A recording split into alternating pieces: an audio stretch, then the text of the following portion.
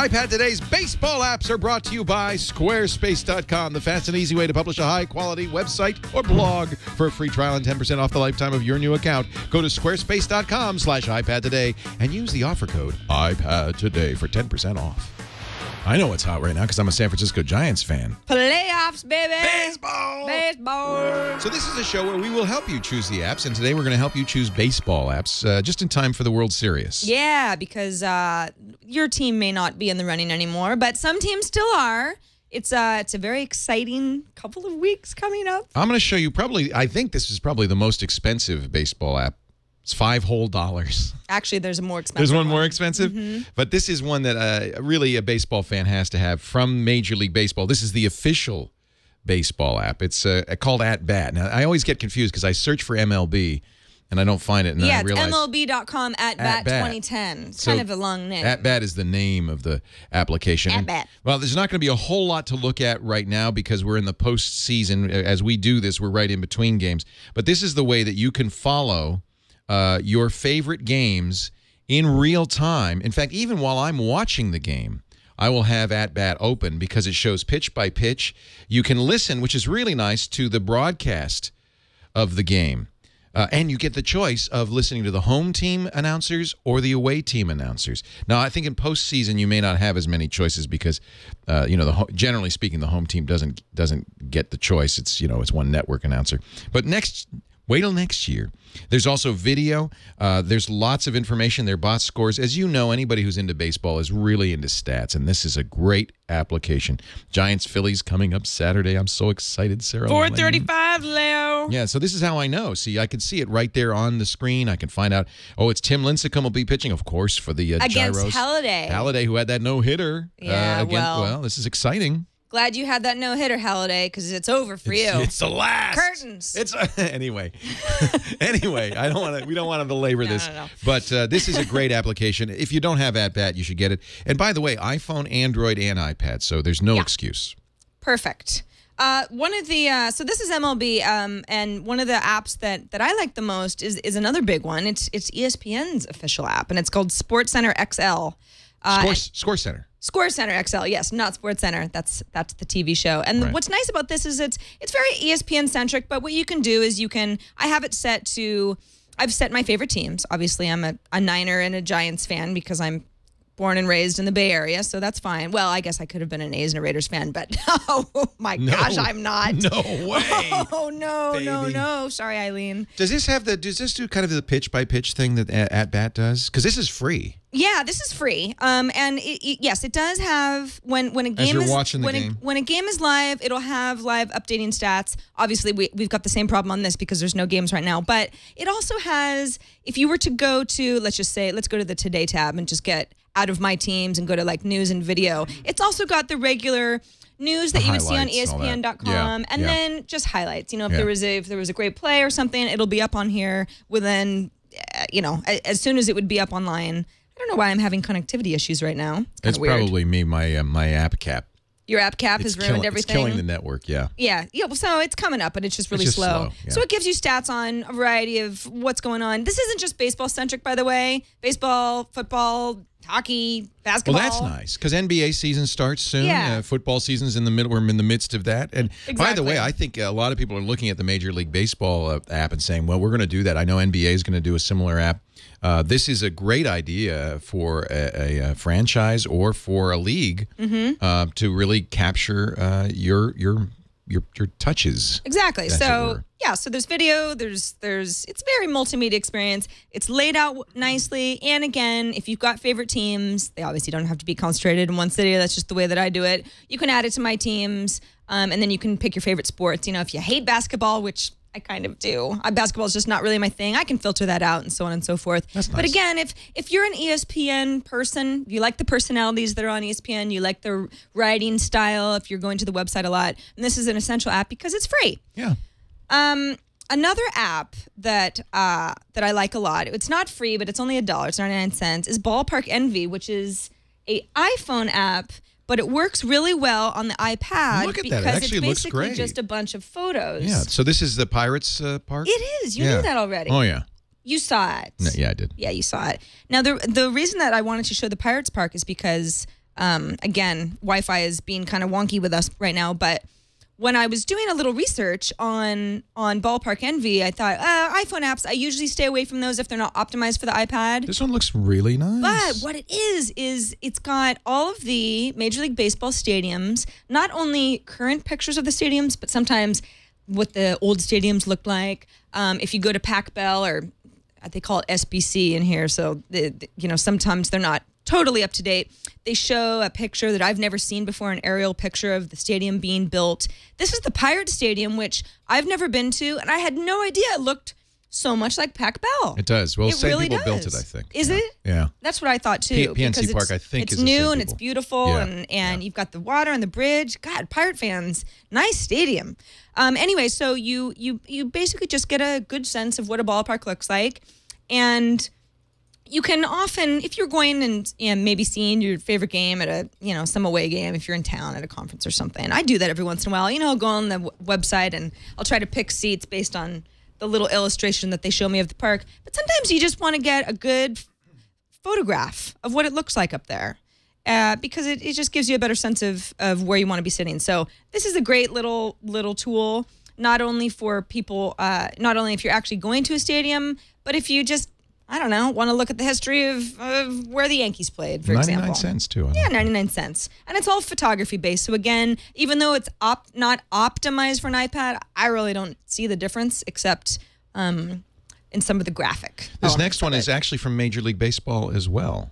Yeah, FanDirect. FanDirect. This is for Phillies fans, It's for Phillies fans, and I wanted to mention it because I knew I was going to be kind of anti-Philly. Yeah. Because that's just, Do they have one for sport. Giants fans? No, they don't actually have anything. They're trying it out. Oh, so this is a team-specific MLB. Well, what it is it's a stadium-specific MLB, because it's an iPhone app though. When you're at the game and you want to order some, chili cheese steak. You can order chili. Beer. You can order with yeah. Whoa. So this is what it's an ordering apparatus. So you order yourself some food. Now, I want to mention this because, number one, this is a great idea. Obviously, MLB is doing this. I don't know why they chose the Phillies stadium, but they did. They're going to see if it's a hit, and then they're probably going to roll it out to stadiums. Yeah. And it gets mixed reviews on iTunes. Some fans go, that was awesome. I got all my stuff within 10 to 13 minutes. So much better than getting up out of my seat and going and waiting in line and having to watch on the little monitors above the food stand. And some people say the person was walking around, didn't see me. It was a couple rows off. So again, it's in a testing phase, but I think it's a great idea. And eventually they'll figure out how to hone it down. There's one app I would really like. I used to be, and I'm kind of a nerd, and I have to say @bad has kind of obviated the need for this, but I still like to do it. I used to go, when I'd go to the ball game, with a score sheet, and I'd have the pencil, and I'd have the headphones on. I mean, I really was an utter nerd when I'd go to ball games, and I'd score every... You say that like you don't do that anymore? I still do that. Yeah.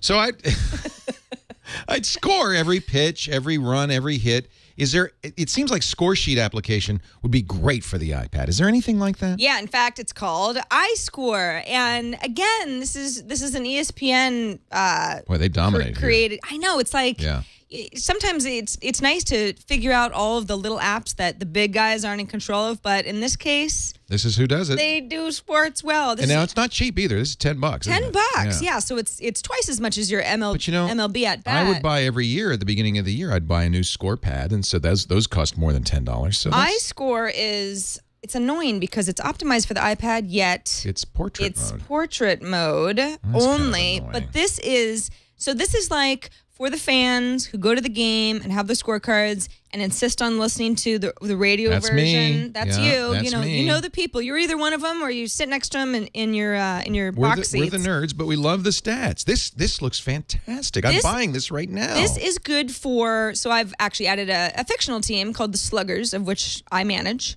Mm-hmm. I'm also the best player on the team. So I have set up a fictional team. That's important. So you could use this for your own softball or little league team as well. Or some sort of company or whatever. You can not only, so this is like you can act as the team manager.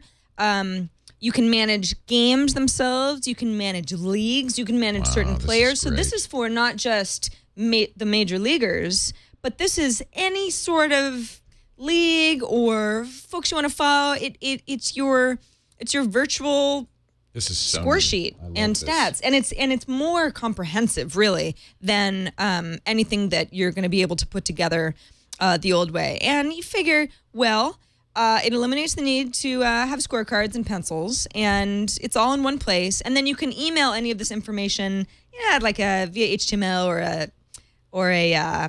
You can export it. Yeah, you can export it in a variety of ways. So if you don't want to keep it on the iPad, you can send it in a variety of file options. There are other programs that do this. Most of them are iPhone apps. So I think if you want an iPad app, it sounds like this is the way that you kind of have to go. Yeah, iScore has been successful as an iPhone app since, I don't know, I think sometime last year. So this is their iPad version of it. They're the same price. So you're not actually paying more for an iPad optimized version. It's just iPad optimized. And that's iScore by ESPN. You can get it at iScoreCentral.com. And by the way, the baseball apps go on and on. They really do. These are the ones that seem the most solid, at least to me. You get with sports apps. Well, baseball apps are obviously more a niche market, but with sports apps in general, there seem to be a lot of folks putting together crappy apps. Let's face it. And people being annoyed. Let's call a spade a spade.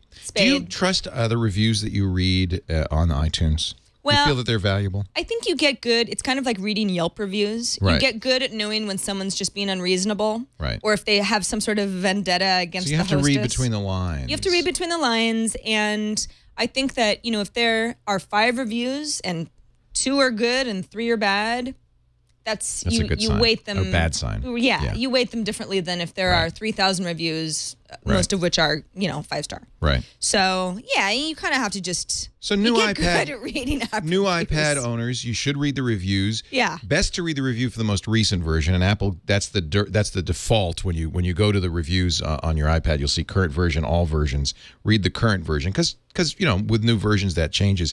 And it's okay to look at this. I always throw out the top and the bottom reviews. Best, though, to read them because until you've read them, you got to read between the lines. But I think that's valuable input. Of course, watch this show, and there are other shows, too, that review them. It is. And it's also when you go to, whether you're in iTunes or you're just looking at the web preview URL. Gosh, my hair is really, I don't know what happened today. I swear I brushed it. We light you. We actually have special lights. to bring your hair to up, give my flyaways a little something special. Yeah, we do that. That's actually on purpose. I appreciate that. Yeah. When you're looking at the iTunes, it's good to see when it was last updated. Look at that date because a lot of the bad reviews may have been before a recent update that fixed a lot of problems. So also that's something to take into account too. Right. You can read between the lines, but also give them a break if they've fixed something that 50 people already complained about, and it still will skew the overall rating. We do this show live, of course, every Thursday at 1:30 p.m. Pacific time. That's 4:30 Eastern. And if I do my math, actually, we got daylight savings time coming up, and that's going to screw this up. Or standard time coming up. Or rather, vice versa. We're turning off savings time, so that's going to screw this up. But I believe it's 2030. UTC. But you can always download it after the fact by going to the website, iPad Today's website, twit.tv/IPT. Yes, and if you've got app ideas of your own, because we love your ideas. Because we're lazy. But we also want to highlight you front and center. Yeah, and you can always email us at iPadToday@twit.tv. Hey, there's a lot to do on this show. Managing our fans is tough. Managing your expectations is even tougher. This portion of iPad Today brought to you by somebody who is just one of the best sponsors on this network. They've really supported us, and partly it's because we are such big fans. It's, of course, audible.com, audible.com. If you go to audiblepodcast.com/iPad Today, you could try it free, get that gold account. That's a book a month. Your first book's free. You can cancel it anytime, and it's yours to keep forever, and I thought this would be very appropriate. This is one of the best books ever written about baseball, The Glory of Their Times, the story of the early days of baseball, told by the men who played it. I mean, what better book to listen to than a story like this? And it's just got some great history. But, there's a lot of baseball books. This guy's a nut. He said, I'm going to have a little fun with him. See, this should be an audiobook. All right. How about your hitting? Can you hit? Here's the actual people. Narrated by Lawrence Ritter, but it includes some of the greats in baseball. There are many baseball books on audible.com. But something about baseball players, they've kind of got They like to talk. They tell long, good stories, don't they? The anecdotes in baseball are a lot of. That's one of the best things about it. Is and then Johnny says to me, "You're not going to throw at that guy, are you?" Audible.com. But I'm telling you, there's 75,000 titles. So if you don't like baseball, no problem. There's business, classics, fiction, history, kids books for K through 12, and young adults, and I mean everything. Newspapers and magazines, even, and old-time radio. Go to audible.com and check it out. And then when you find a book you want from those 75,000, get it free by going to audiblepodcast.com/iPad today. Oh, the new Tom Clancy's coming out soon. Oh, this is exciting. If you go to the device center, see right there at the top of the page, you can see the devices it plays. Of course, an iPad is one of them. It plays on devices from all the major manufacturers, including the Zune and the Kindle, and Android phones as well. audiblepodcast.com/iPad today. Get your free audiobook today.